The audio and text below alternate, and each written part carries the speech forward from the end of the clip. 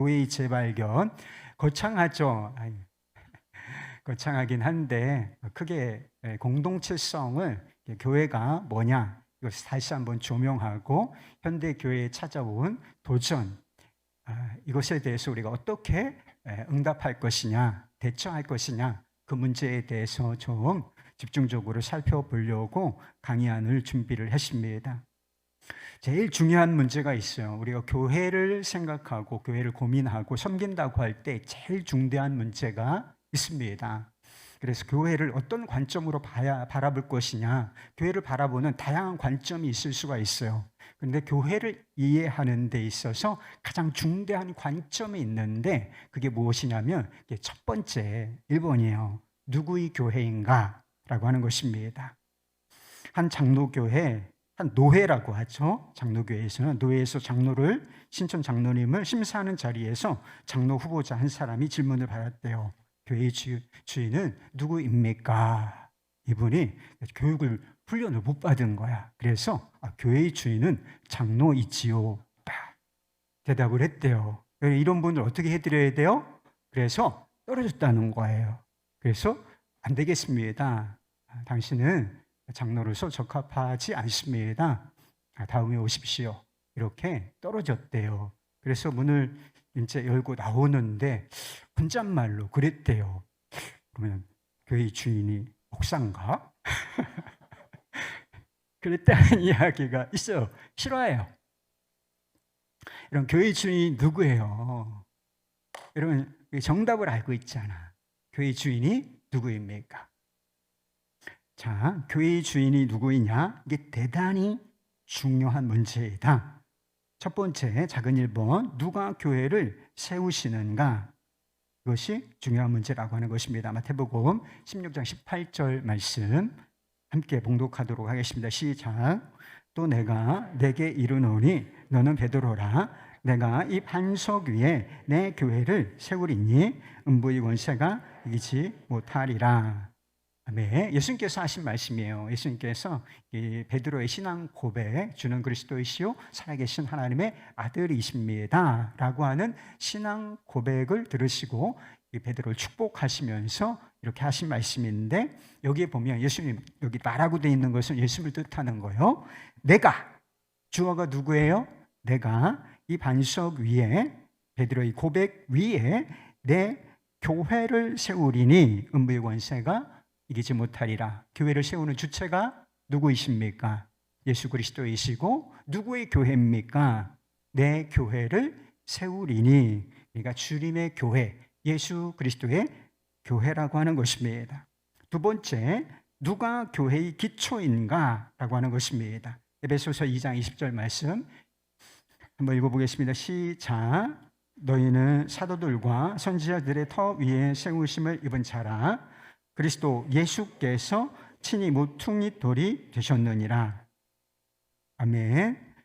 교회를 건물이 아니에요. 교회는 건물이 절대로 아닙니다. 이건 그냥 교회 당일 뿐이에요. 교회 당일 뿐인데, 교회를 건물로서 비유를 한 거예요. 건물로서 비유를 했는데, 건물을 지을 때 기초가 중요하잖아요. 기초석, 머릿돌이 필요한데, 모퉁이돌이 필요한데, 그리스도 예수께서 친히 뭐가 되셨다? 모퉁이돌, 교회의 기초가 되셨다라고 하는 것입니다. 그래서 교회는 예수님에 의해서 예수님이 하신 일, 십자가와 부활, 구원 사건이라고 불러요. 완성된 구원 사건 위에, 복음이신 예수님 위에 쌓여진 돌로서 지어진 공동체, 이것이 바로 교회인 것입니다. 자, 세 번째, 누가 교회의 멤버가 될 수 있느냐? 이것도 중요한 거예요. 다 교인이라고 부를 수가 있지만, 교회에 출석을 하면 주일에 다 교우들이라고, 교인들이라고 부를 수가 있지만, 진짜 교회의 멤버, 구성원이 될 수 있는 사람은 누구인가? 라고 하는 것입니다. 요한복음 3장 3절 말씀이요. 요한복음 3장 3절 말씀 읽겠습니다. 시작. 예수께서 대답하여 이르시되 진실로 진실로 너에게 이르노니 사람이 거듭나지 아니하면 하나님의 나라를 볼 수 없느니라.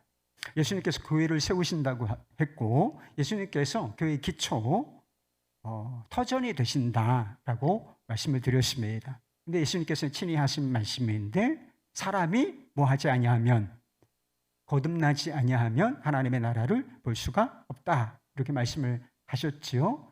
교회와 하나님의 나라는 뗄 수가 없어요. 좀 이따가 말씀을 드리겠지만 뗄래야 뗄 수가 없는 관계인데 자, 어떤 사람이 거듭날 수가 있습니까? 물과 성령으로 거듭난 사람. 어떻게 거듭날 수가 있죠? 거듭나는 방법이 뭐예요? 우리의 구주가 되시는 예수 그리스도를 믿는 것. 이것이 거듭나는 유일한 길 있지 않습니까?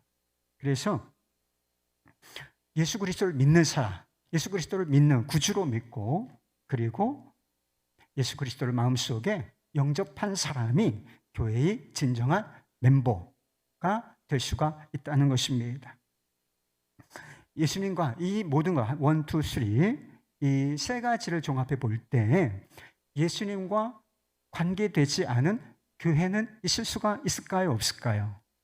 예수님과 관계되지 않은 교회는 교회가 아닌 것입니다.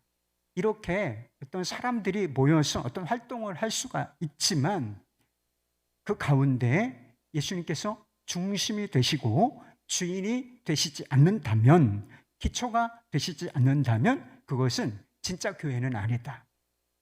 우리가 다 교인이라고 부르심을 받을 수 있긴 하지만 그래서 제가 구분을 못 하잖아요.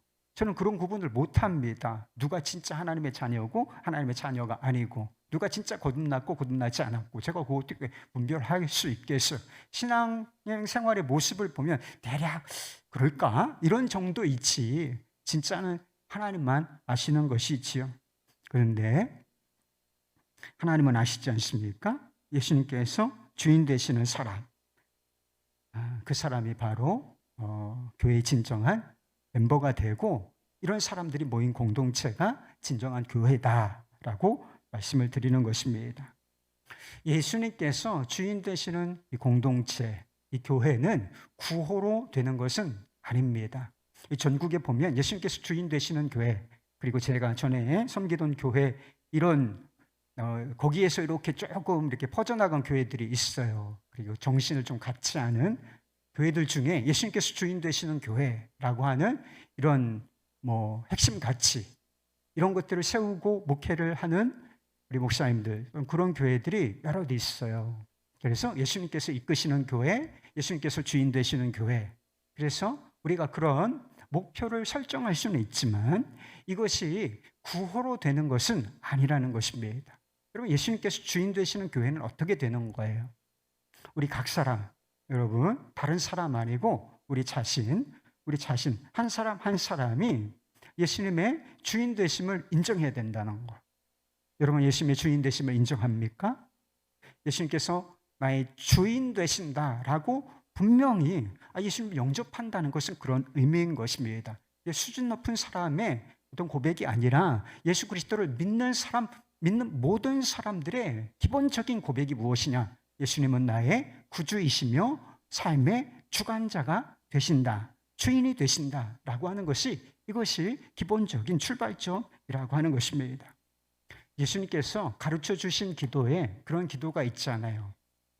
나라가 임하오시며 뜻이 하늘에서 이룬 것 같이 땅에서도 이루어지이다 라고 기도하라고 가르쳐 주셨잖아요. 그러니까 예수님께서 주인 되신다는 뜻은 그런 거예요. 하나님의 나라가 내 마음속에 이 공동체 속에 임하는 것입니다. 하나님의 통치권이 임하는 거예요. 그리고 내 나라가 하나님의 나라가 임하옵소서라고 하는 기도에 전제된 것이 있어요. 제가 이제 주기도문 강의할 때 드린 말씀이긴 한데 이게 무슨 전제가 있는 것이냐면 내 나라는 끝났습니다 라고 하는 전제가 있는 거예요. 여전히 내 나라야, 내가 다스려, 내 통치야, 내가 통치권자야, 내 마음대로 살아. 그러면서 하나님의 나라가 임하게 하옵소서라고 기도할 수 있어요, 없어요? 없는 거예요. 난 죽었습니다. 내 나라는 끝났습니다. 이것이 기본적인 하나님의 나라가 임하옵시며 라고 하는 기도의 전제가 된다는 것입니다. 그리고 뜻이 하늘에서 이룬 것 같이 땅에서도 이루어지게 하소서라고 하는 기도에도 전제가 있는 것이 있지요. 내 뜻을 내려놓겠습니다. 내 뜻을 꺾겠습니다 라고 하는 기본적인 전제가 있어야 하나님의 뜻이 이 땅 가운데, 내 삶 가운데 이루어지게 하소서라고 기도할 수가 있는 것입니다. 이런 기도가, 그러니까 다른 식으로 말하면 제자도인데 예수님께서 나를 따라오려거든 어떻게 해야 된다고 말씀하셨어요? 누구든지 나를 따라올 수는 있다. 근데 제한이 있어. 이런 부류의 사람만 나를 따를 수 있다. 그렇게 하신 말씀이 뭐예요? 누구든지 나를 따르려거든 자기를 부인하고 자기 십자가를 지고 나를 따를 것이니라. 그러니까 자기를 부인하고 자기의 주인됨, 자기의 통치권, 자기의 나라를 부인하고 끝났습니다, 이제 라고 인정하고 우리 주님께서 우리에게 주신 십자가, 그것을 기쁨으로 받아들이고 지고 갈 사람, 그 사람만 주님의 제자가 될 수 있다. 이런 사람들이 그리스도인이고 이런 사람들이 모인 공동체, 이것이 바로 교회라고 하는 것입니다. 그래서 예수님께서 주인 되시는 공동체는 그렇게 만들어지는 거예요. 나, 내 뜻, 우리 뜻, 우리의 욕구, 열망, 이런 비전, 이런 것들이 성취되는 곳이 아니라 하나님이 무엇을 기뻐하시는가? 하나님이 과연 우리를 다스리시는가? 하나님의 뜻은 무엇인가? 하나님이 기뻐하시는 것은 무엇인가? 이것을 중심으로 모이고 그 뜻이 실현되는 교회가, 그게 바로 예수님께서 주인 되시는 교회가 되는 거예요. 예수님께서 주인 되시다, 이렇게 비전도 중요하고 구호도 중요하지만 실제로 우리 모두가 다 우리의 주인 되시는, 교회의 주인이 되시고 기초가 되시는 그리스도 앞에 무릎을 꿇고 그분을 주인으로서 인정해드리고 그분의 뜻을 따르기로 결정하고 실제로 그 일이 우리 가운데 펼쳐질 때에, 그때에 비로소 예수님께서 주인 되는 교회가 이루어지게 된다. 진짜 교회가 되는 거예요. 비로소. 자, 큰 두 번째, 교회란 무엇인가 라고 하는 것입니다. 교회의 정의를 좀 알려드리려고 하는 것인데요. 첫 번째, 교회는 하나님의 나라인 것입니다. 예수님께서 복음을 전파하시면서 이렇게 시작하신 말씀인데, 자, 마가복음 1장 15절 말씀 함께 읽겠습니다. 시작.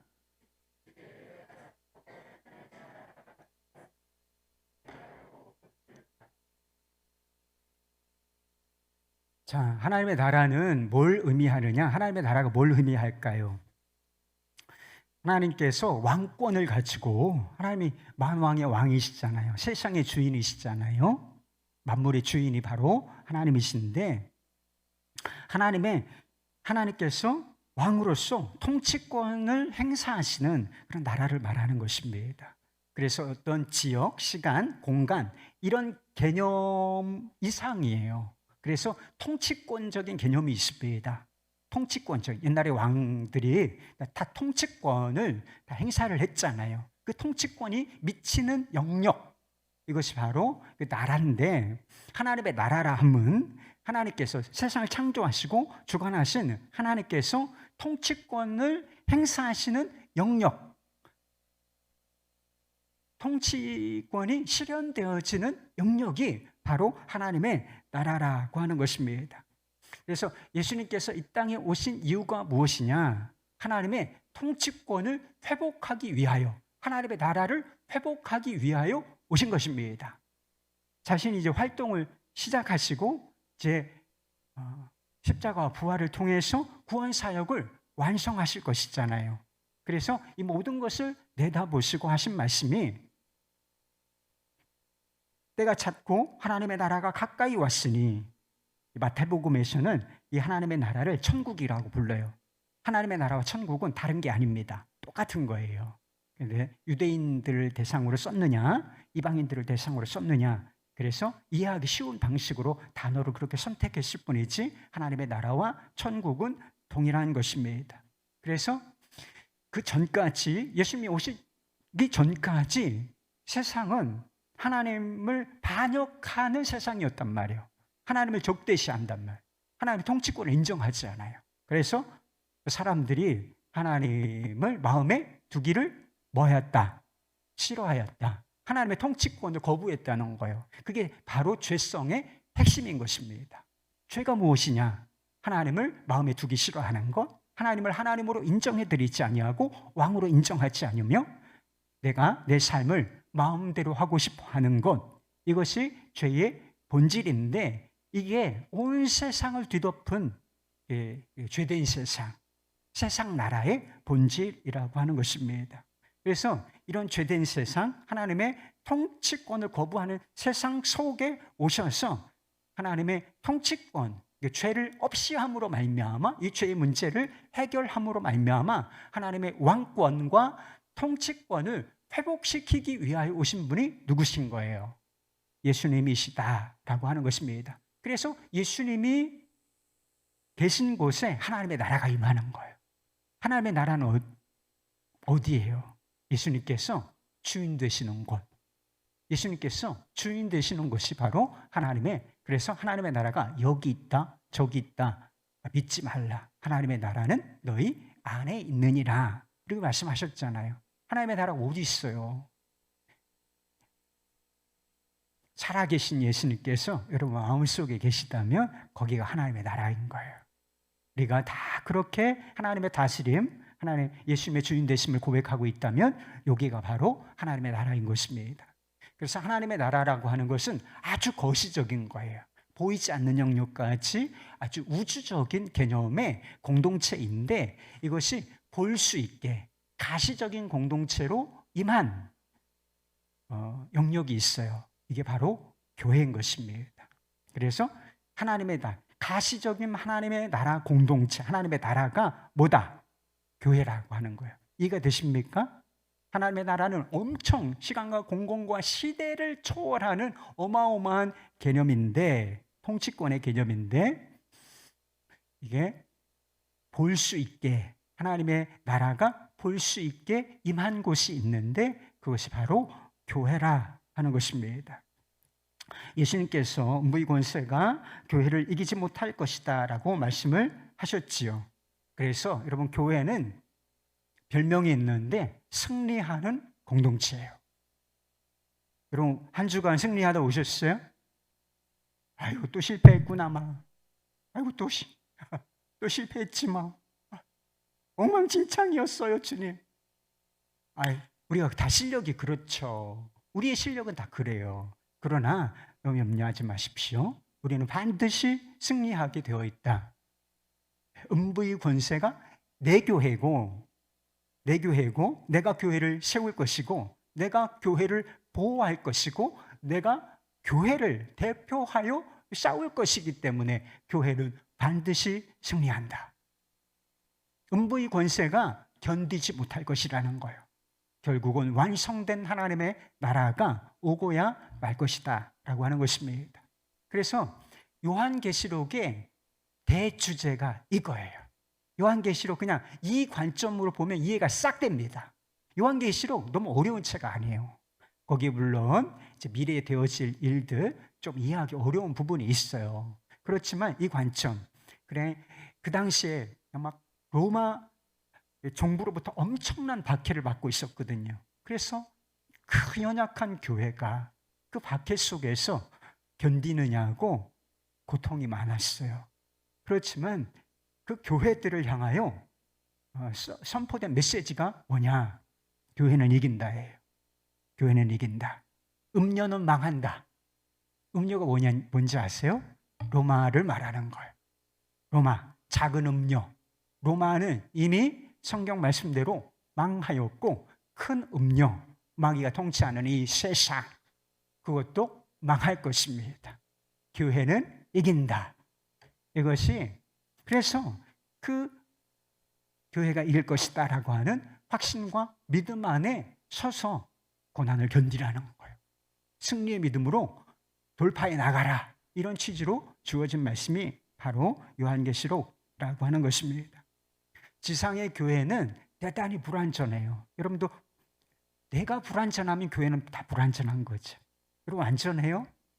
아유, 우리가 뭐가 완전해요? 성품도 완전하지 않고 지식도 다 완전하지 않고 관계도 완전하지가 않죠.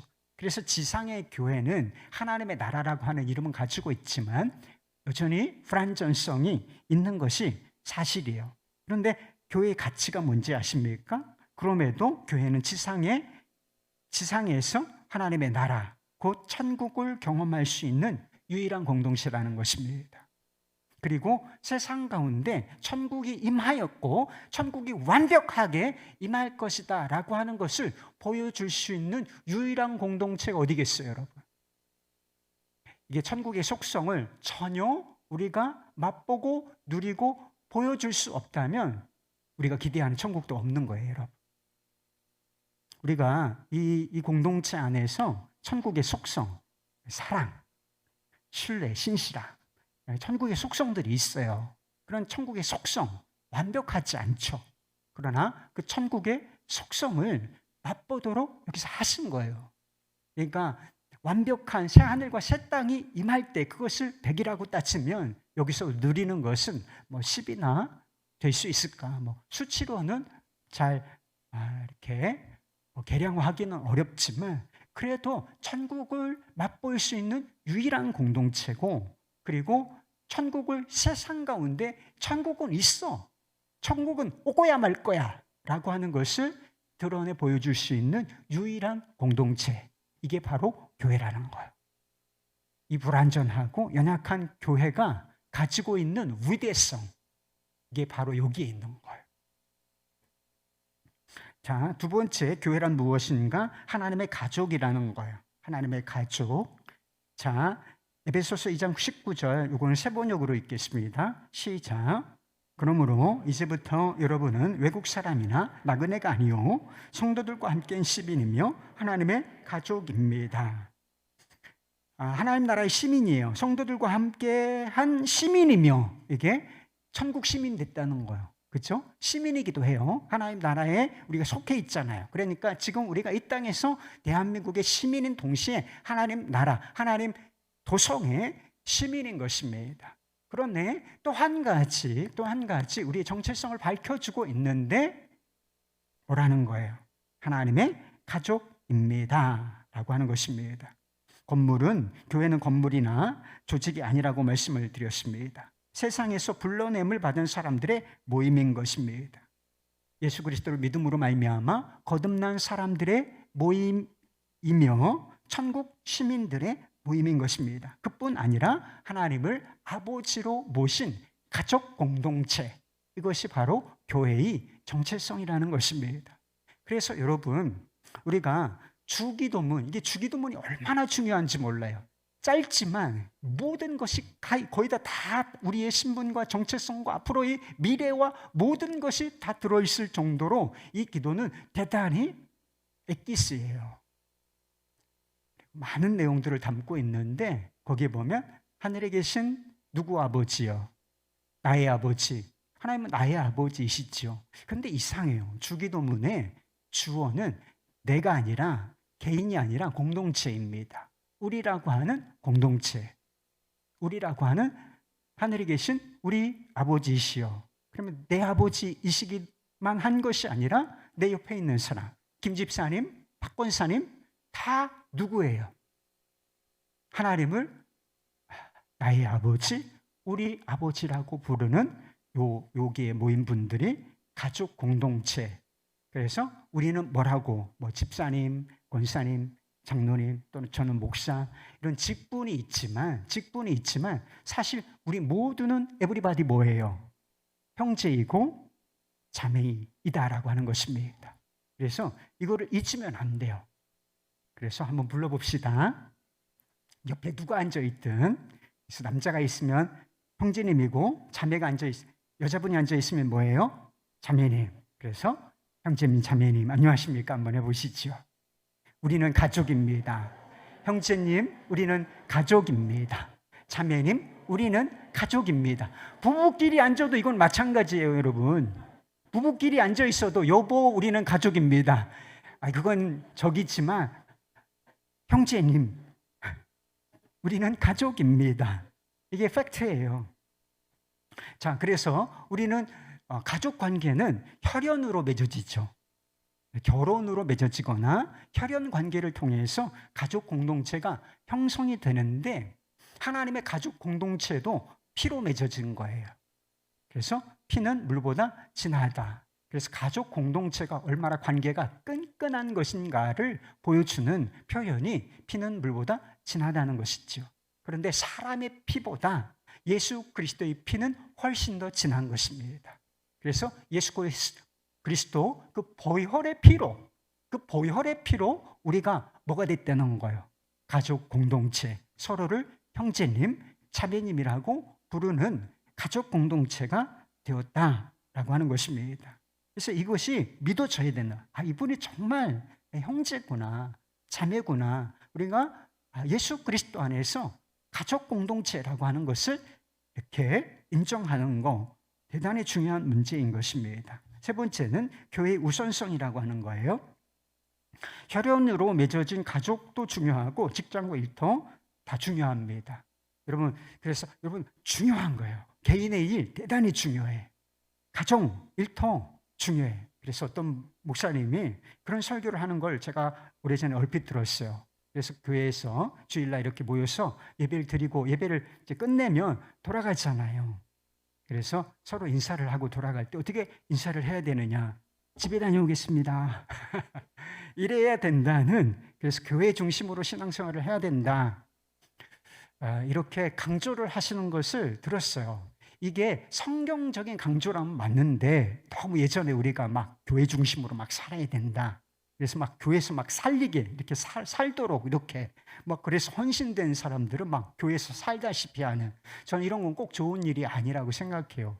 그래서 개인의 가치와 중요성, 다양성 이것을 충분히 인정하고 존중해 줘야 된다. 저는 그렇게 생각합니다.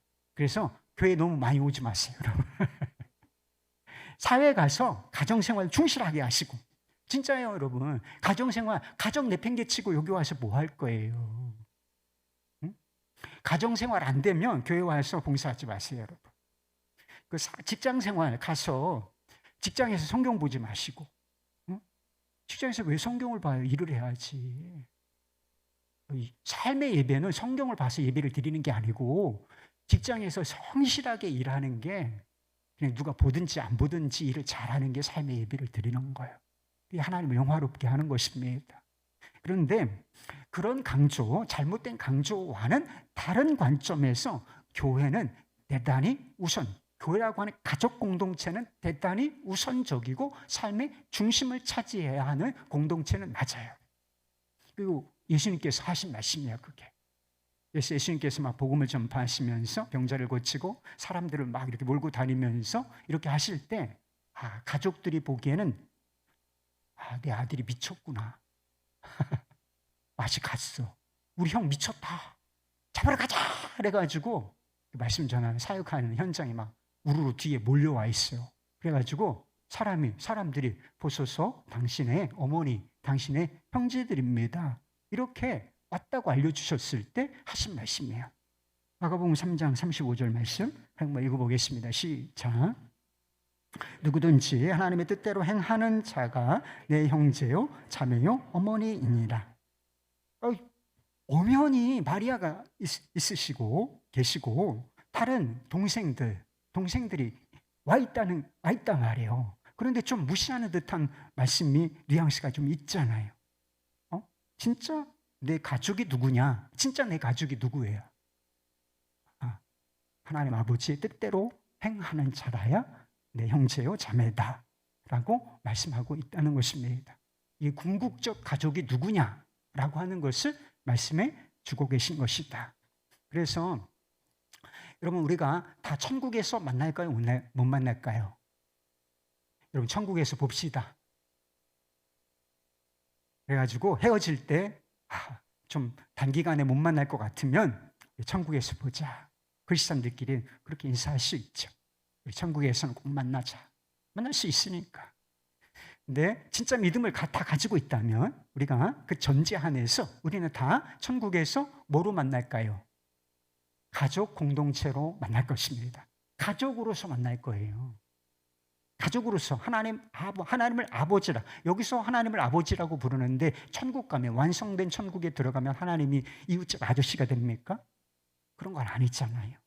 여전히 하나님은 우리 아버지이시고 천국은 완성된 완벽한 가족 공동체가 될 것입니다. 그런데 우리 가족 중에 천국에서 못 만날 사람이 있을까요? 없을까요? 불행하지만 있을 수도 있다. 그러니까 빨리 전도해야 되는 거예요. 그러니까 빨리 전도해야 되는 거예요. 우리 가족 중에 혈연으로 맺어진 가족들 중에서는 천국에서 못 볼 사람도 혹시 있을 수 있다. 하나님의 가족은 누구로만 구성되니까? 예수 그리스도를 믿음으로 말미암아 거듭난 사람만 하나님의 가족이 될 수 있기 때문에 그런 상황이 발생할 수가 있다는 것입니다. 그래서 언젠간 우리 가족 관계는 하나님의 가족으로 완전히 바뀔 것이다. 그래서 이 불완전하지만 지금부터 이 하나님의 가족 공동체, 이 교회의 깊은 멤버십을 가지고 참여를 하는 것이 옳다. 하나님의 가족됨을 경험하는 것, 이 교회 안에서 되어질 일이라고 하는 것입니다. 네 번째, 교회됨의 가치. 뭐가 교회를 교회로 만드는가? 여러 가지 요소가 있을 수 있는데 저는 크게 두 가지라고 정의를 했습니다. 이게 일반적인 정의예요. 하나는 말씀이고 복음의 말씀, 또 하나는 뭐다? 사랑, 진리와 사랑, 말씀과 사랑. 이 두 가지는 균형을 이루어야 되는 거예요. 뭘 하나를 선택해야 될 게 문제가 아니라 진리가 중요하지, 말씀이 중요하지. 그런데 사랑은 없어. 그거는 진정한 교회가 아니라는 것입니다. 살아있는 교회도 아니고 살리는 교회도 아니에요. 사랑은 있다고 그래. 사랑이 최고지. 사랑이 최고야. 그런데 복음의 말씀이 그 공동체 안에 존재하지 않아. 제가 중요하다면 그 역할을 제가 하고 있기 때문에 저만 담당하고 있는 것은 아니지만 제가 주로 그 말씀 사역을 감당하고 있기 때문에 그 역할 때문에 제가 중요한 거예요. 제 인간됨 때문이야, 제 실력 때문이 아니라, 저희 어떠함 때문이 아니라 하나님께서 저에게 맡기신 직임, 복음의 말씀을 선포하라고 맡겨주신 직임, 그것 때문에 중요한 거예요. 그럼 복음의 말씀이 없으면 진리가 없어. 교회 안에 복음이 없어. 율법만 있어요. 늘 정죄와 판단만 있어. 그러면 그 교회 도망치라 그랬잖아요, 여러분. 우리가 교회가 그렇다고 판단이 되면 도망치라. 그건 교회가 아니에요. 죽어. 왜 죽으려고 해요? 살아있는 교회, 복음이 살아 역사하는 교회, 그리고 사랑하는 교회, 사랑이 있는 교회. 사랑, 이 두 가지 핵심 가치.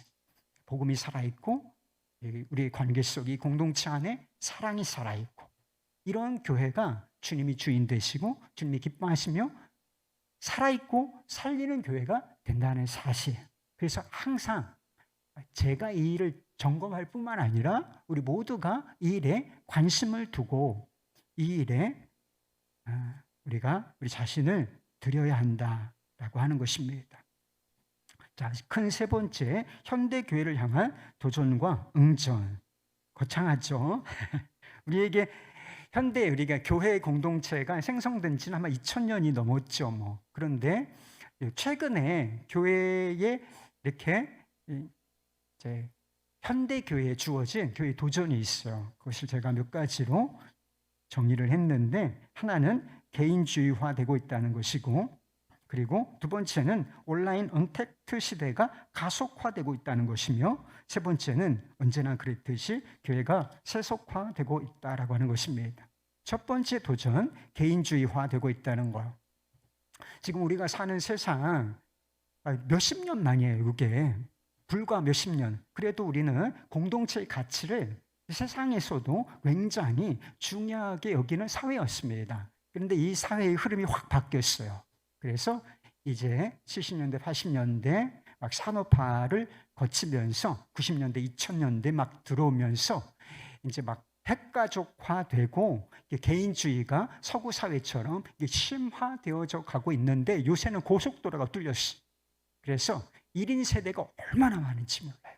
1인. 혼밥족 여러분 아세요? 혼술은 하지 마시고 집사님 혼술은 하지 마시오. 군사님 혹시 장로님 중에도 혼술은 하지 몸에 안 좋아요. 혼밥족이라는 게 있잖아요. 혼밥족이 뭔지 아세요? 혼자 밥을 먹는 거예요.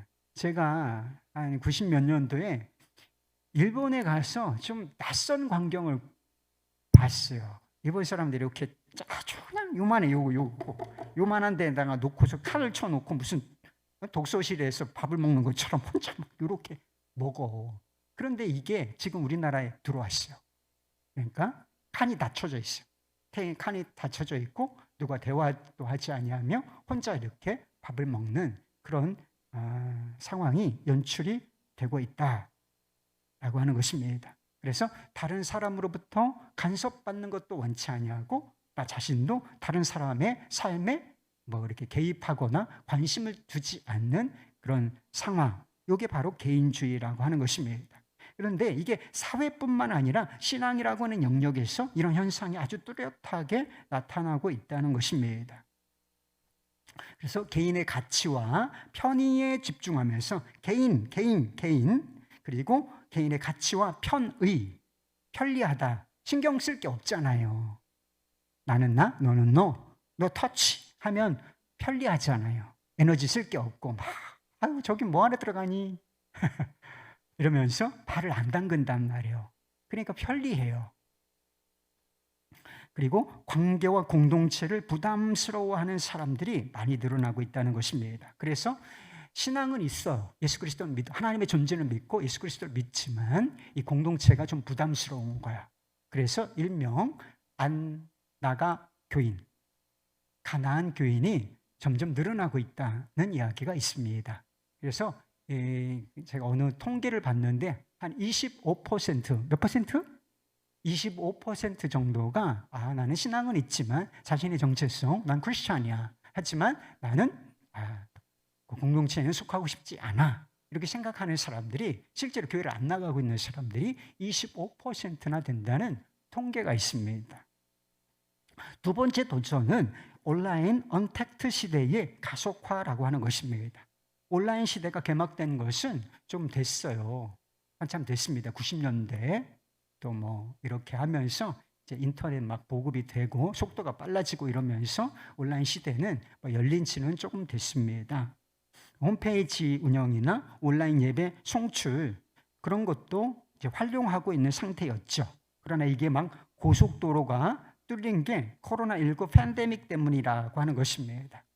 그래서 앞으로는 메타버스를, 지금도 메타버스가 있어요. 그래서 페이스북이 메타라고 하는 이름으로 회사 이름을 개명을 했습니다. 메타 가상세계예요. 그러니까 가상공간. 지금보다 이제 훨씬, 지금도 이런 것이 있지만, 메타라고 하는 공간이 있지만 좀 초보적이에요. 유치해 조금. 그런데 조금 있으면 이게 완전히 이게 가상세계가 구축이 될 거예요.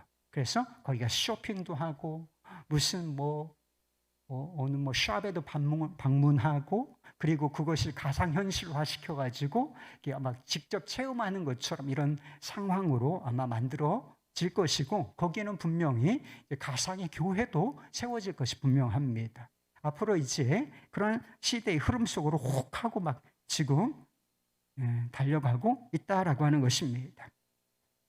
온라인 언택트 시대의 가속화 속에서 성도들의 의식도 바뀌어가고 있다. 코로나의 팬데믹을 지나오면서 성도들의 의식이 많이 달라졌다는 사실을 이제 알게 되었습니다. 온라인 예배 여러분들은 어떻게 생각하십니까? 제가 설교 때는 할 수 없는 이야기, 이게 설교 때 뭐 이런 이야기 뭐 피곤하게 뭐하라 합니까? 근데 임원 훈련 때는 좀 필요하겠다고 싶어서 이런 주제를 선택을 한 거예요. 여러분, 온라인 예배에 대해서 여러분 어떻게 생각합니까? 목회자의 60%는 부정적이에요. 40%는 좀 열려 있고 젊은 층, 비교적 젊은 층이나 좀 앞서가고자 하는 사람들, 그런 사람들은 오케이지 뭐 이렇게 하지만 60%, 그러니까 반수 이상이 온라인 예배는 그게 예배라고 할 수가 있을까? 온라인 예배는 안 돼. 난 그거는 예배라고 인정 못해. 이렇게 좀 극단적으로는 그렇게 생각하는 사람이 있고, 그럼 좀 교회에 어려움을 주겠는데 이렇게 생각을 하는 사람이 60%가 된다는 것입니다. 그런데 교인들에게 넘어가면 이 퍼센테이지가 훅 떨어져요. 역전이 됩니다. 그래서 온라인 예배에 대해서 긍정적인 분들이 60%고 부정적인 분들이 40%로 완전히 생각이 달라져요. 그래도 목사들은 교회로 이렇게 모으고 싶은 거야. 저도 그래요, 여러분. 교회로 오라고 하고 싶은 거야. 그리고 모여야 뭐가 된다고 생각하기 때문에 그런 성향 좀 차이가 있는 것이고, 또 교회론의 차이가 있어서요, 그래요. 단순히 이게 모이는 거, 이것보다도 교회론, 교회가 무엇인지에 대한 고민은 사실은 목회자들이 더 많이 한단 말이에요. 교회가 무엇이냐? 교회론이 있습니다, 여러분. 성경에서 이제 정의한 교회론에 대해서 목회자들의 고민이 조금 더 많기 때문에 퍼센테이지에 좀 차이가 있는 것으로 보여집니다. 그래서 출석하는 교회에서 온라인 예배 중계를 끊을 때 당신은 어떻게 하겠습니까? 아주 디테일하게 질문을 해서 설문조사를 발표한 것을 봤는데, 그러면 현장으로 가야죠. 이런 사람들이 한 50%가 넘었다면, 저는 그러면 온라인 중계하는 교회로 갈 겁니다. 온라인 예배 계속 할 거예요. 이런 사람들이 25% 된다는 조사 결과가 있습니다. 그러니까 교회를 옮기겠다는 거예요. 온라인 예배 이게 잘 돼 있는 곳으로 거기 가서 현장에 나가지 않고 언택트 예배를 드리겠다, 온라인 예배를 드리겠다, 이렇게 생각하는 사람들이 꽤 많다라고 하는 것입니다. 그리고 세 번째 도전이 있는데 세속화라고 하는 것입니다. 교회가 하나님 나라로서의 그의 정체성을 잃고서 세상을 닮아가고 있다는 것입니다. 도덕적 기준의 약화, 다를 게 없어. 도덕적 기준을 이제 성경의 도덕적 기준은 굉장히 높아요. 하나님을 믿는다고 하면서 도덕적 기준이 세상하고 다를 게 없어. 문턱이 없어, 턱이 없어. 그래서 세상과 교회의 구분이 모호한 거예요. 그리고 물질주의, 그러니까 하나님을 섬기지만 사실 돈 섬기는 사람들 얼마나 많으냐. 돈이 최고지 뭐. 돈 있어야 해. 신앙도 있어야 되지만 돈도 너무 중요하다. 이렇게 막 신앙의 가치에 돈의 가치를 막 갖다 붙이는 사람들. 이런 사람 회개하세요, 여러분. 그런 사람들이 있다면 어떻게 신앙의 가치에 돈의 가치를 갖다 붙일 수가 있습니까? 돈이 중요하다고 말씀을 드렸어요. 그러나 비교할 수는 없는 거잖아요. 하나님과 돈을 어떻게 비교합니까, 여러분? 그런데 이런 세속화 현상이 나타나고 있다. 자, 이런 세 가지 제가 대표적으로 현대 교회를 향한 도전, 개인주의화, 온라인 언택트 시대의 가속화, 그리고 교회의 세속화라고 하는 이 도전, 이게 분명해요, 여러분. 여러분 관심 있으실지 없으실지 제가 보기에는 대단히 심각한 도전입니다. 여기에 대해서 교회 공동체는 어떻게 응답을 할 것이냐. 도전이 있으면 응전이 있어야 되잖아요. 그래서 여러분은 고민을 안 하셨겠지만 저는 고민을 많이 했습니다. 그래서 우리 교회, 다른 모든 교회의 응전을 얘기하는 것이 아니라 우리 교회가 어떻게 응전할 것이냐, 제가 앞으로 목회를 어떻게 할 것이냐, 이걸 얘기를 해드리려고 하는 거예요. 그래서 교회의 재발견이라고 하는 것은 여기에 초점이 맞춰져 있는 것입니다. 우리의 응전은 무엇이냐? 교회 공동체성의 회복이라는 것입니다. 공동체성을 강화시켜 나갈 것이라는 거예요. 그러니까 세상의 흐름은 개인주의화, 그러니까 개별화, 그리고 온라인 언택트화를 그게 막 쫙 하고 진행되고 교회의 물결이 막 덮치고 있지만 저는 반대로 가겠다는 뜻이에요. 반대로 이 세상의 교회의 도전, 이것에 정면으로 맞서겠다는 뜻입니다. 그래서 이게 싫으시면 제가 이런 얘기를 안 하려고 마음에 다짐을 하고 올라왔는데 알아서 하세요, 여러분. 알아서 저는 이렇게 갈 것입니다. 제가 온라인 사역 무시하지 않을 겁니다, 여러분. 온라인 사역 무시하지 않을 것이지만 교회 공동체성을 회복하는 이 방향으로 제가 밀고 나갈 거예요. 밀고 나갈 것인데 왜 그런 이유가 있어요. 제가 교회 공동체성을 이 가치를 붙들고 이 언택트 시대 그리고 개인주의화가 가속화되고 있는 이 시대에 그 물결을 한번 맞서보겠다고 하는 이유가 뭔지가 있어요. 그게 교회론 때문에 그런 것입니다. 자, 불변의 가치라는 것이 있는데 자, 그게 교회는 공동체라는 거예요.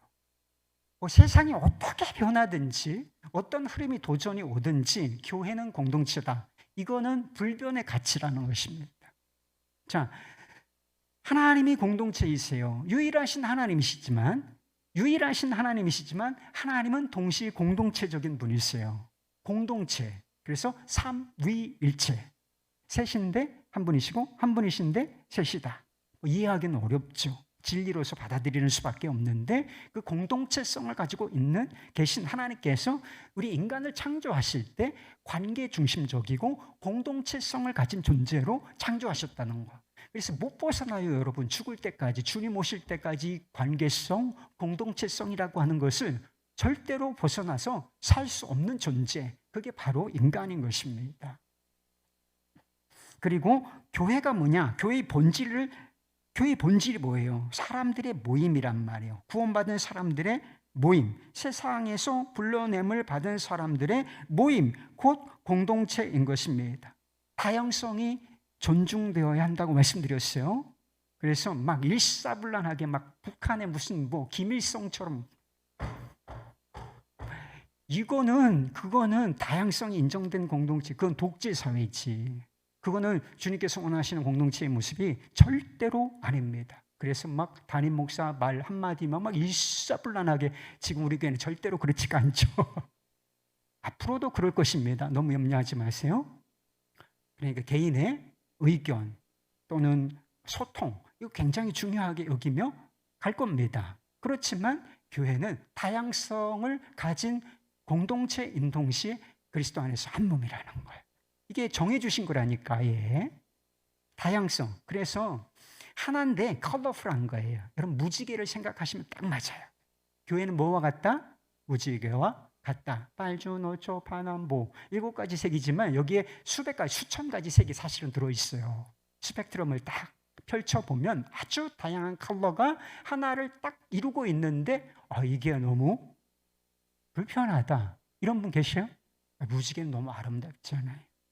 다양성, 개인의 가치가 존엄성이 존중되고 개성이 존중되지만 그럼에도 불구하고 이미 한 몸이고 한 몸을 이루어내야 공동체, 이게 바로 교회라고 하는 것입니다. 온라인 언택트 시대라고 하는 도전이 있지만 사실 이것보다 더 급진적인 도전이 있었어요. 그게 바로 무교회주의라고 하는 것입니다. 우찌무라 간주 들어보셨어요? 내촌 감삼이라고 일본인 신학자인데 무교회주의 운동을 하신 분이에요. 한국에 영향을 받은 분이 그 유명한 함석헌 선생, 김교신 이런 분들이에요. 그래서 이게 교회로 모이면 조직화되고 의식화돼가지고 문제가 많아. 사실이에요. 이 공동체로 모이는 것에 폐해가 있습니다. 공동체가 가지고 있는 그 취약점이 있어. 하려면 조직을 해야 되고 이걸 움직이려면 조직을 해야 되고 뭐가 의식화되고 이러다 보면 막 교조화되고 이런 어떤 부정적인 면이 있어요. 그래서 이거를 없애버렸으면 좋겠다. 그래서 모이는 게 뭐가 중요하냐. 그래가지고 우리는 신앙의 개인화, 하나님 앞에 성경 말씀 읽고 그대로 살아내고 그리고 하나님 앞에서 개인적인 신앙 생활하는 것으로 족하다. 그런 개인이 있으면 된다. 생각하는 흐름이 바로 무교회주의라는 것입니다. 그런데 무교회주의의 가장 큰 문제점이 공동체성을 버렸다는 거예요. 교회의 본질까지 부정해버렸다라고 하는 것입니다. 그래서 그런 이야기가 있죠. 목욕물 버리려다 아이까지 버렸네. 이게 바로 무교회주의예요, 여러분.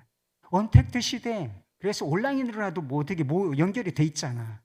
온라인이라도 연결이 돼 있잖아요. 지금 우리는. 근데 무교의 지인 그것도 없어요, 여러분. 그러니까 아주 급진적인 개념이 벌써 있었다니까요. 이거는 온라인 예배 뭐 이건 사실 잽이 안 돼. 무교의 지위에 비하면.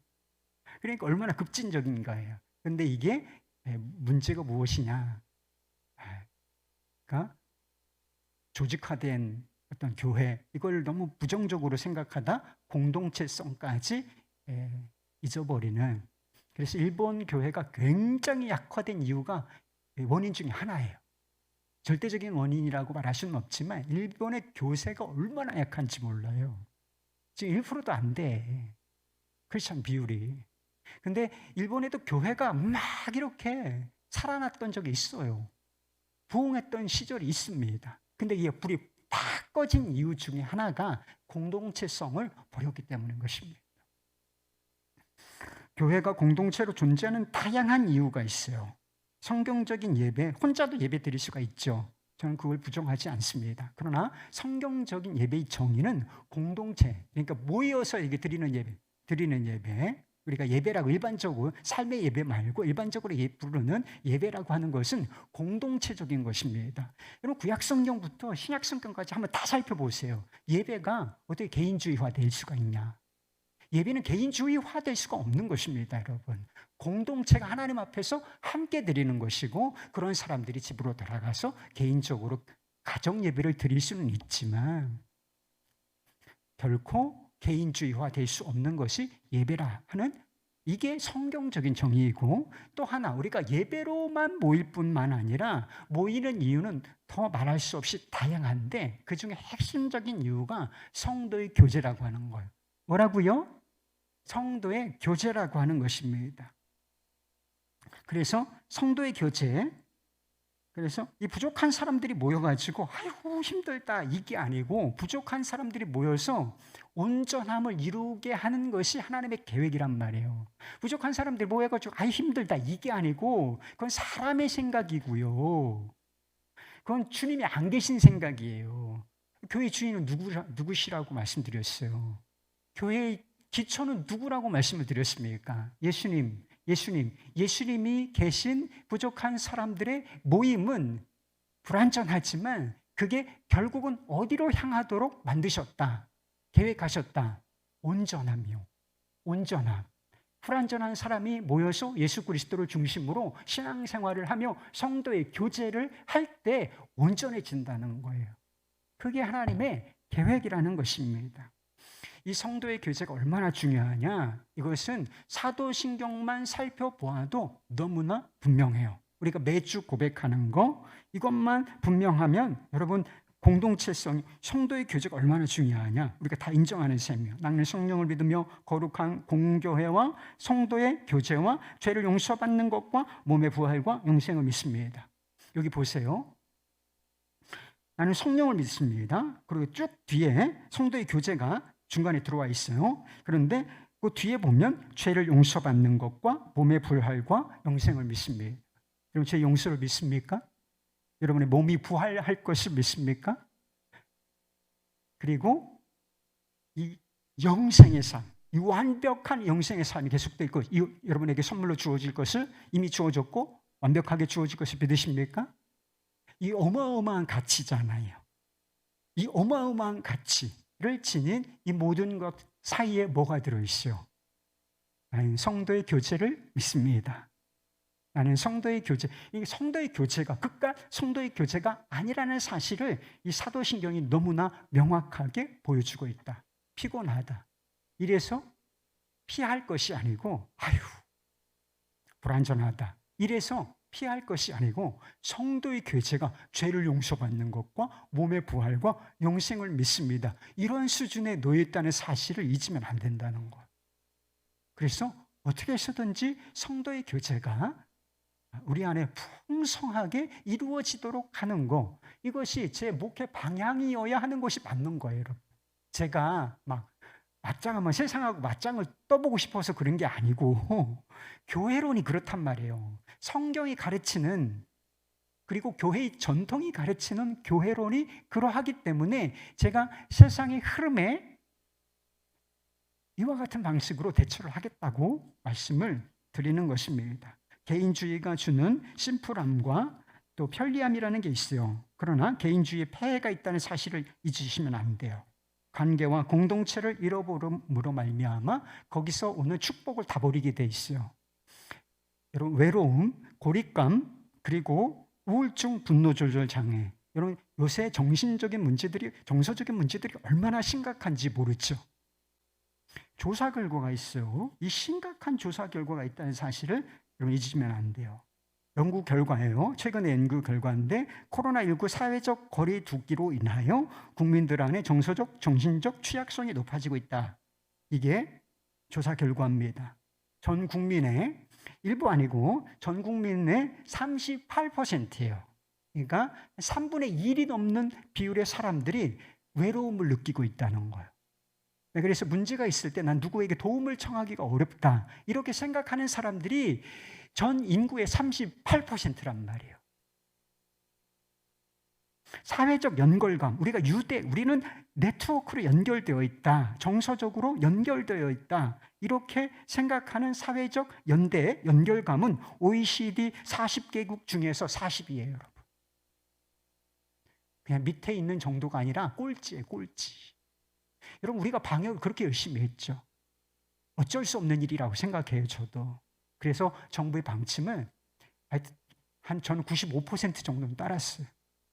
제가 막 못마땅해서 하지 않은 거 여기 막 치고 막 마스크 쓰고 안 했어요, 저는.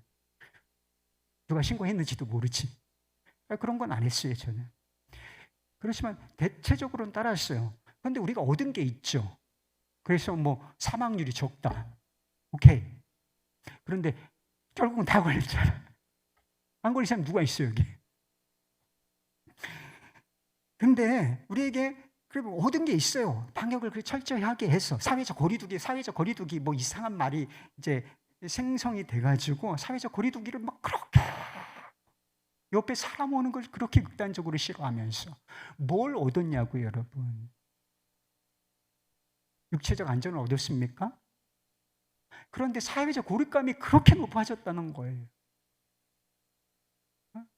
외로워. 사람이 몸만 건강하면 살아요. 사람은요, 그런 존재가 아니라고 말씀드렸잖아요. 마음에 기름이 흘러야 돼. 형제가 연합하여 동거하며 어찌 그리 선하고 아름다운고. 머리에서 보배로운 기름이 흘러내려서 옷자락을 적신다. 이게 공동체의 축복이에요. 건강한 관계의 축복이에요. 이걸 다 잃어버렸다는 거예요. 그래서 심플한 거 좋아요. 편의주의 좋습니다. 근데 편의주의가 우상이라는 걸 여러분 꼭 기억하셔야 돼요. 여러분, 기드온이 행했던 거 그게 편의주의예요. 에봇을 자기가 사는 지역에 딱 설치해 놓고 제단 딱 만들어 놓고 더 이상 예루살렘 갈 필요가 없어. 자기가 제사장 노릇, 왕 노릇 다 해먹은 거예요. 그래서 기드온이 나중에 심각하게 타락합니다. 그게 타락의 중심에 편의주의가 있어요. 온라인 예배 편하죠, 여러분. 온라인으로 하는 거 중독되면 못 끊어요, 여러분. 못 끊어. 그래서 저는 꼰대처럼 안 한다 그랬잖아요. 제가 여러분 꼰대 같습니까? 저는 꼰대인지도 모르죠, 뭐. 저를 잘 모르니까. 근데 온라인 예배 송출 계속 유지할 겁니다. 언제는 확 끌어버리고 싶은 생각이 들긴 들더라고. 그거 없애버릴까, 이거 진짜? 그런 막 욕구가 막 올라오기도 해. 근데 제가 이렇게 생각할 것만은 아니지. 꼭 주변을 살펴보면 꼭 필요한 사람이 있어. 새벽에도. 뭐 거리가 뭔데. 그렇게 온라인으로 접속해서 말씀 듣고 함께 한 정신으로 기도하고 하는 거 좋죠, 뭐. 그리고 건강상의 문제가 있고 연로하신 분들, 운전하기도 어려운 거 제가 다 압니다. 그래서 이런 분들한테는 꼭 필요한 거지. 그래서 제가 안 끊고 있는 거예요. 앞으로 쭉 유지합니다, 여러분. 전 그렇게 할 거예요. 그렇지만 여러분, 편의주의면 건강해. 젊고 건강하고 아무 제한이 없어. 근데 편리하다는 의미로, 편리하다는 그 이유 단 하나만으로 온라인 예배 선택하면 안 돼요, 여러분. 여러분, 영혼이 죽는 길이라는 사실을 이해하셔야 돼요. 여러분, 온라인 예배하면서 예배가 돼요? 잘 돼요? 10사람 중에 한 사람 예배 제대로 드리기 어려울걸요? 그냥 시청하는 수준으로 제가 안 해본 줄 아십니까, 여러분? 저도 예배 드리려고 애썼어요. 그러나 여기에서 공동체가 한 마음으로 예배를 드리는 것과는 다르게 되어 있어요. 그래서 온라인, 언택, 어떤 메타버스, 이런 가상세계가 가져다 주는 기회와 유익을 부정할 필요가 없다. 이걸 부정하는 건 꼰대예요.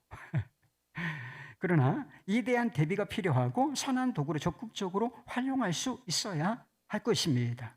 우리 교회도 그렇게 부족하지만 준비를 한번 해보도록 하겠습니다. 그러나 개인주의화가 언택트 시대가 가지고 있는 기회가 있지만 그 뒤에 그림자가 엄청나게 크다. 여러분들이 예상하지 못하는 그림자가 어마어마하게 크다. 그리고 우리가 사회적 거리두기해서 고립감이 38%가 됐다니까요. 분노 조절 장애, 우울증에 빠진 사람들이 얼마나 많은지 모른다. 이게 암이라는 거예요. 어둠. 그래서 이거를 해결하는 거. 그래서 교회 공동체가 중요한 거예요. 이걸 어디 가서 해결합니까, 여러분? 정서적 안정감, 유대감. 우리는 가족 공동체다. 여러분, 이게 어디서 가능하죠? 그래도 사랑해 보려고 애쓰는 공동체는 교회밖에 없어요, 여러분. 그렇지 않습니까? 사랑하라는 말을 세상에서 들어보신 적이나 있어요? 우리가 서로 사랑하자. 직장에서 우리가 서로 사랑하자. 이런 얘기 들어본 일이 있냐고요. 없어. 그런 공동체는 세상에 존재하지 않아요, 제가 생각하기에는. 사랑이라는 개념은 있지만 실제적으로 사랑하기 위해서 애쓰는 공동체는 없어요. 교회니까 부족한 사람들이, 다 모난 사람들이 모여서 그래도 예수님이 주인이시니까, 사랑하라고 하시니까, 그리고 하게 하실 거니까 그런 믿음으로 하는 거예요. 그러니까 이런 공동체, 인간됨의 축복, 공동체의 축복, 하나님 나라의 축복을 누릴 수 있는 것은 공동체라는 거예요. 이 교회 공동체. 그래서 이 세상의 흐름에 맞서서 제가 한번 공동체성을 회복을 해보겠다고 하는 것입니다. 그래서 이것을 강화시키는 목회 방향으로 나가겠다는 것입니다. 교회 공동체성을, 자, 시간이 많이 갔으니까 제가 뒤에 공동체성을 회복해야 되는 이유가 있는데, 믿음의 유지, 전수. 교회 공동체가 제대로 서 있지 않으면 불가능해요. 전도, 선교 누가 하는 거예요? 개인이 하는 줄 아시죠? 개인도 할 수 있지만 사실은 교회가 하는 거예요. 하나님의 명령을 받은 교회 공동체가 전도도 하고 선교도 하는 것입니다. 그리고 다음 시대 신앙 전수 얼마나 중요해요.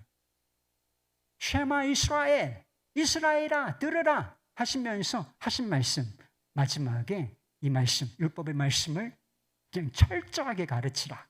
하나님을 경외하는 신앙을 전수해 주라. 이게 사명이에요. 근데 이것을 감당하는, 이 명령을 받은 주체가 이스라엘이란 말이에요. 교회여 들으라 하시는 말씀하고 똑같은 거예요. 그러니까 교회 공동체가 건강하게 살아있어야 우리의 믿음도 유지되고 활활 타올 수가 있어. 그리고 이 믿음이 이어지고 연결되어서 다음 세대까지 이 유지가 될 수 있는 것입니다. 그래서 어떻게 하겠다는 것이냐? 공동체의 회복을 위한 길. 첫째는 모이기를 힘쓰라. 이거 아마 코로나 시대에 제가 얘기했으면 저한테 돌을 던지실지도 몰라. 모이기 힘쓰라는 거. 근데 성경에 나와 있는 얘기예요. 그러니까 지금만 모이기 어려운 게 아니라, 팬데믹 상황에서만 어려웠던 것이 아니라 초대 교회에서도 모이기가 어려운 상황이 있었다는 이야기일까요? 없었다는 이야기일까요? 모임을 폐하고 싶은 욕구가 있었다는 거예요. 그러니까 그걸 거스르라는 거죠. 그것을 거슬러서 어떤 사람들의 습관같이 하지 말고 서로 모여서 사랑과 선행을 격려하라. 이게 교회 중심 가치니까. 그리고 그날이 가까움을 볼수록 더욱 그리하자. 이때보다 지금은 얼마나 마지막 때가 더 가깝습니까, 여러분? 그러니까 주의 말씀, 이건 2000년 전에 하신 얘기지. 지금은 상황이 다르잖아. 그러면 뭐 다 그렇지 뭐. 안 그래요? 부활에 대한 믿음, 천국에 대한 믿음 안 바뀔 것 같아요? 상황이 안 바뀔 것 같아요? 근데 불변의 성경 말씀은 불변의 가치란 말이에요. 그러니까 우리가 이 뭐 개인주의와 언택트 시대, 세속적인 물결, 세속에 맞서는 것도 교회 공동체가 있어야 맞서는 거예요. 음부의 권세가 내 교회를 이기지 못하리라. 그 교회에 있어야 음부의 권세가 나를 이기지 못하는 겁니다, 여러분.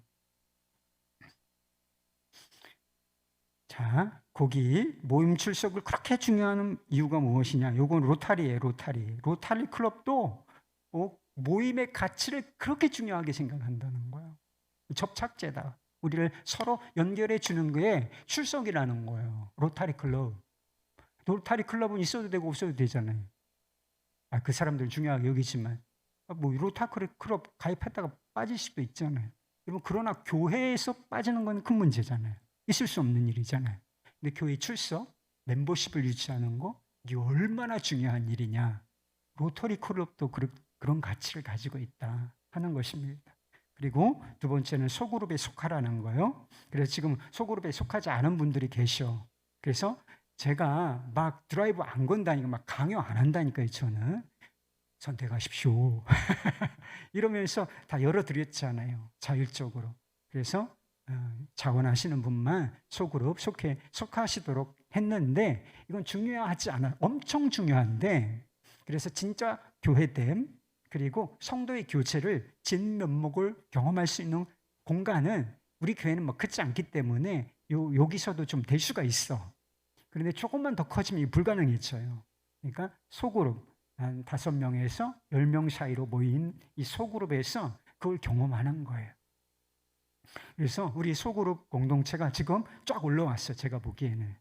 엉성했어요. 한 2, 3년 전까지는 엉성해가지고 이걸 제가 시간을 많이 못 내니까 어떻게 해야 되나 고민만 많이 하고 기도하고 했는데 지금은 막 그 공동체들이 많이 살아났어요. 그래서 출석률이 한 거의 80% 이렇게 가까이 올라왔습니다. 고무적인데 제가 잘해서 그런 건 아니고 속장님들 열심히 섬겨주시고 또 이제 여러 가지가 이렇게 분위기가 좀 성숙되면서 좋아지고 있는 것 같아요. 그래서 여기에 속하지 않은 분들 오늘은 결단하라고 제가 안 드릴게요. 또 이렇게 하면 강요하는 것 같으니까 그러나 공동체가 너무 중요하고 이 교회 공동체 진면목을 경험할 수 있는 곳은 속회다. 그렇게 생각하시고 그 모집할 때 안 할래 이렇게 하지 말고 꼭 한번 소그룹에 신청해서 속하여 활동하시기를 바랍니다. 성령 안에서 교제하라. 그래서 친한 거하고 성령 안에서 교제하는 건 다른 거예요. 그래서 성령 안에서 교제하는 게 사랑하라는 거예요, 여러분. 친하라는 거, 친한 거하고 사랑하는 거는 다른 거예요. 사랑하라는 것은 어려워도 사랑하는 거예요. 안 돼도 사랑하는 거예요. 미움이 올라와도 용서하고 사랑하는 거예요. 그러니까 사랑하는 거, 주님의 사랑으로 사랑하는 거, 이게 기준이에요. 우리가 친한가 모여서 차 마시면 좋다. 이게 아니고 그거는 로타리 클럽에서도 충분히 가능하다니까요. 개모임에서도 얼마든지 가능하지만 이거는 어디에서만 가능하냐? 사랑하는 거. 그러니까 조건과 좀 내 마음과 기분과 상관없이 사랑으로 가는 거지 뭐. 이거를 실현해낼 수 있는 공동체는 교회인 거예요. 그리고 갈등과 상처를 두려워하지 말라라고 하는 것입니다. 갈등과 상처가 있을 수가 있어요. 그러니까 이 피하면 안 된다. 이거 피하다가 똥 된다. 그래서 C.S. 루이스가 한 얘기가 있어요. 이걸 피하면 결국 지옥살이밖에는 없다. 이것입니다. 과감하게 상처받지 뭐. 조금 상처받는 거 괜찮아. 이 생각하고 주님 뜻대로 한번 해보겠습니다. 이렇게 뛰어들면 그것 때문에 살아요, 여러분. 그래서 갈등과 상처를 두려워하지 말고 성도의 교제, 이 진정한 가치를 붙들고 순종해 나가는 것. 이게 진정한 교회가 세워지는 교회라는 것입니다. 그리고 교회를 하나님을 사랑하라, 교회를 사랑하라. 다. 자, 강의는 끝났어요. 제가 뒤에 앞에를 너무 이렇게 제가 앞에서 너무 이렇게 이야기를 많이 해가지고 뒤에 사실 조금 더 자세하게 다뤘어야 되는 건데 충분히 다루지를 못했는데 그냥 그 정도로 들어두셔도 돼요. 자, 한 가지만 더 말씀을 드리겠습니다. 그 뒤에 마지막 장 보면 주 안에 있는 교회 심천 임원 후보의 자격 요건이라고 있어요. 그래서 집사님이 새롭게 되시는 경우, 권사님이 새롭게 되시는 경우, 장로님이 새롭게 되시는 경우에 어떤 기준을 가지고 이 직분자를 세우는가, 이거를 말씀을 간단하게 드리겠습니다. 지난 당회 때, 작년 당회 때 권사 임직을 못 받으셔가지고 상처받으셔가지고 교회를 떠나신 분이 계시죠. 제가 이런 일을 여러 번 겪었죠. 여러 번 교구 사역하면서도 다른 교구에 막 화를 내시고 찾아와가지고 막 따지고 이런 분도 계시고 그런 숱한 경험이 있습니다. 제가. 근데 제발 그러지 좀 말자고 얘기를 하는 거예요. 제발 그러지 좀 말자고. 아유, 직분 안 받으면 안 돼요, 여러분. 안 받으면 안 돼요.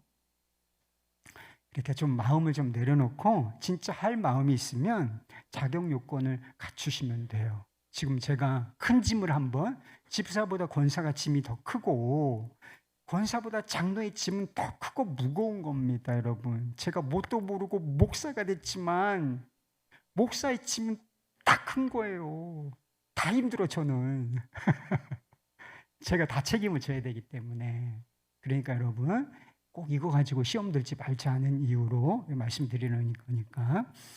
자, 집사는 어떤 기준으로 세우느냐? 세례받은 이후에 2년이 지나야 되고 등록 후 1년. 그러니까 우리 양육이 있으니까 한 거의 2년 기준으로 보는 거예요. 그 등록 기준으로 제가 기준을 되게 낮춘 거예요. 전에 섬기던 교회는 말할 수 없이 까다롭고 말할 수 없이 힘들어.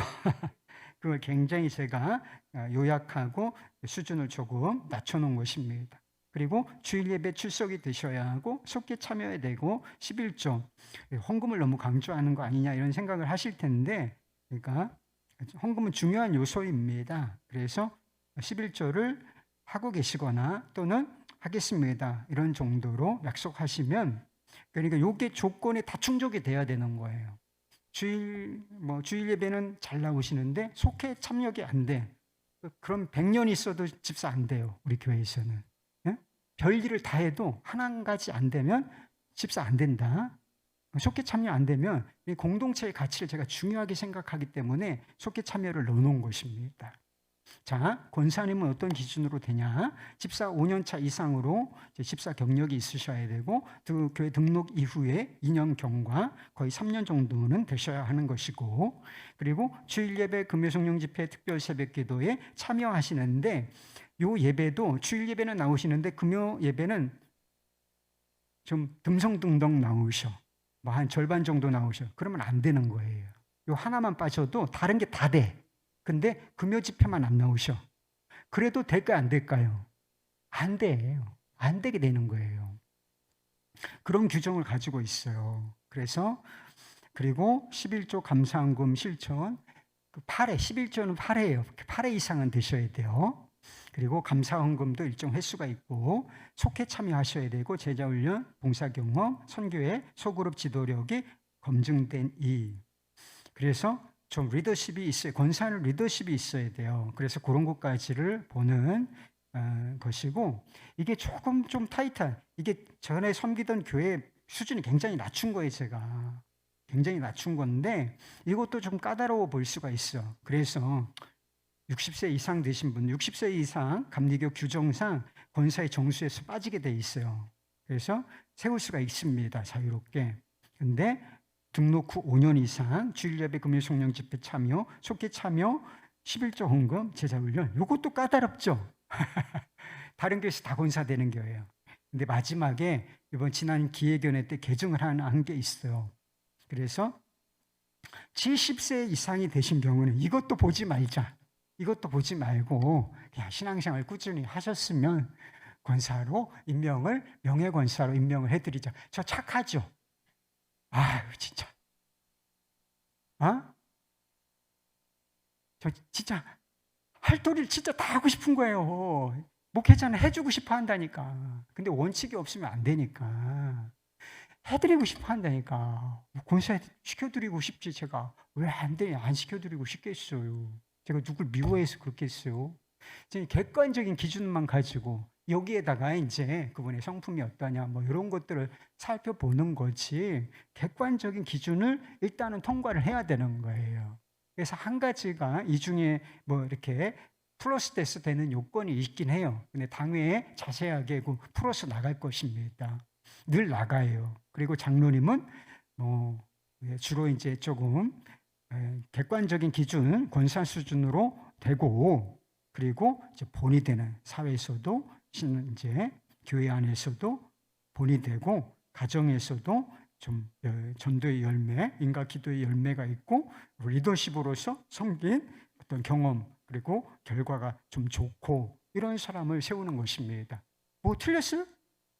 안 틀렸죠? 이 정도는 해야 되죠. 자, 그래요. 그래서 직분을 받고 싶은 분들의 기도가 있어요.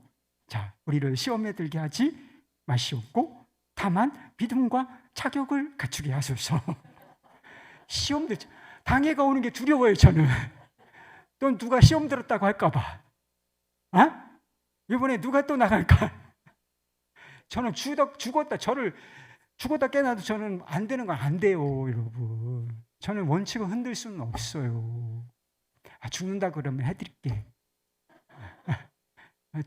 권사 되고 싶어서 죽겠어요 그러면 오세요. 어떻게 해요? 그냥 회의해가지고 하게 해드려야지. 사람 죽일 수는 없잖아요. 그런 게 아니면 여러분, 우리를 시험에 들게 하지 마옵시고 다만 믿음과 자격을 갖추게 하소서. 자, 마지막으로 신청서 제출하고 기도하겠습니다. 자, 사역 신청서 체크하셨습니까? 1인 1사역, 우리 임원들, 성도들도 대상이 아닌 건 아니에요. 성도님들도 하시라고 말씀을 드릴 거긴 한데, 우리 임원들은 반드시, 임원은 집사는 사역자란 뜻이에요. 집사는 봉사자. 뭐 집사가 봉사자니까 권사 이상 뭐 말할 것도 없죠, 뭐. 그러니까 다 한 사역씩은 체크를 해서 내셔야 되는데, 선교와 지역사회 봉사, 전도, 방송, 또 부서별로 이렇게 좀 필요한 좀 일들, 하시는 일들을 자세히 기술은 못했어요. 그래도 대략 알고 있는 거예요. 그냥 보면 아시게 되는 그런 상황인데, 자, 요거를 오늘 가시기 전에 체크해서 내시고, 정말 고민된다 그러면 주일에 내셔도 돼요. 그런데 꼭 내셔야 된다. 꼭 내셔야 돼요. 어디 섬길 부서, 이미 섬기고 계신데 하시려면 뭐 고민하지 않으시고 그거 선택하셔서 하시면 되고, 내가 여기에는 없는데 따로 한번 섬겨보고 싶은 게 있다 그러면 맨 마지막에 기타가 있어요. 그리고 속장님이 속장 역할밖에는 하실 여유가 없으면 그냥 거기다가 난 속장 이렇게 쓰시면 돼요.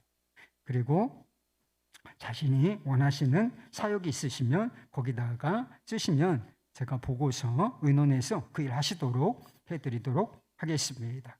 좀 그래서 어려운 일, 특별히 이제 어린 다음 세대에 섬기는 교사가 뭐 극도로 부족한 건 아닌데 좀 부족해요. 그리고 조금 이렇게 활동력 있는 분들이 섬겨주시면 좋겠다고 싶습니다. 자, 우리 마지막으로 결단 찬양하고 우리 한번 기도하고 자유롭게 기도하시다가 돌아가시도록 하겠습니다.